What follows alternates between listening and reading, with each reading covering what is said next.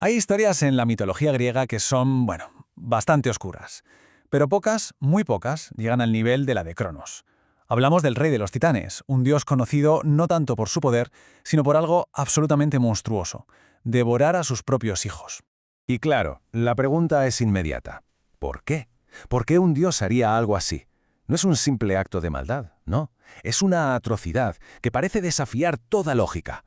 Para entenderlo, tenemos que ir un poco más atrás, ver cómo un rey puede llegar a creer que su única salvación es aniquilar a su propia descendencia. Para entender este acto, primero hay que entender al dios. A ver, Cronos no era un simple tirano, era el gobernante supremo en una era de aparente paz. Sin embargo, su trono estaba construido sobre una base de pánico puro, una certeza aterradora sobre su futuro que lo llevó a una solución que, sencillamente, se nos escapa a la comprensión. Pensemos un momento en la lógica tan retorcida de esto. No es sadismo, o al menos no solo eso. Es el intento más extremo y brutal de detener el futuro. Cronos creía, literalmente, que si se comía a sus hijos, podía detener el paso del tiempo y congelar su poder para siempre. Una locura. Pero esta paranoia tremenda no salió de la nada, ¿eh? El miedo de Cronos era, en realidad, una herencia, una sombra proyectada por la generación anterior. Para entender por qué devoraba a sus hijos, tenemos que mirar la traición que él mismo cometió contra su propio padre. Todo empezó aquí. Su padre, Urano, estaba aterrorizado por su propia descendencia, así que los encarceló. Fue su madre, Gea, quien, desesperada, le dio a Cronos el arma para liberarlos. Pero claro, al derrocar a su padre, Cronos no solo se quedó con el trono, también heredó su miedo. El ciclo de violencia acababa de empezar. Y así, la historia se convierte en un espejo. El hijo que se rebeló contra el padre tirano se convierte en un tirano todavía peor, y todo movido por el mismo miedo. O sea, Cronos no estaba escapando del destino de su padre, ¿qué va?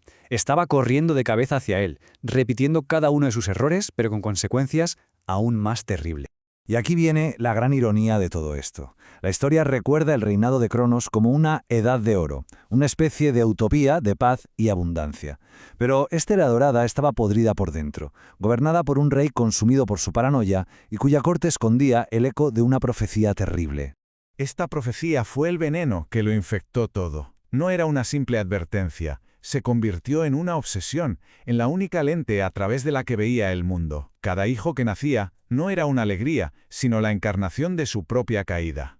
Mientras Cronos se hundía más y más en su locura, el dolor de su esposa, Rea, empezó a transformarse en resistencia. Después de ver cómo 5 de sus hijos desaparecían en las fauces de su padre, su desesperación se convirtió en la chispa que, finalmente, encendería la rebelión. Su plan fue tan audaz como sencillo. Escondió al recién nacido, Zeus, y le entregó a Cronos una piedra envuelta en pañales. Y ya está. Con ese simple acto de engaño, Rea no solo salvó a su último hijo, puso en marcha toda la maquinaria del destino que Cronos había luchado tan brutalmente por detener. Y así, el futuro que Cronos intentó devorar sobrevivió. Oculto del mundo, Zeus creció hasta convertirse en un dios poderoso. Y cuando regresó, no lo hizo para suplicar, sino para reclamar su lugar, y sobre todo, para liberar a sus hermanos. La profecía, por fin, llamaba a la puerta. Es un momento dramático, casi grotesco. Los dioses olímpicos, Hestia, Deméter, Hera, Hades y Poseidón, son liberados. Y no como bebés, no. Salen como dioses adultos, listos para la guerra. El ejército para derrocar a Cronos acaba de nacer, literalmente, de sus propias entrañas.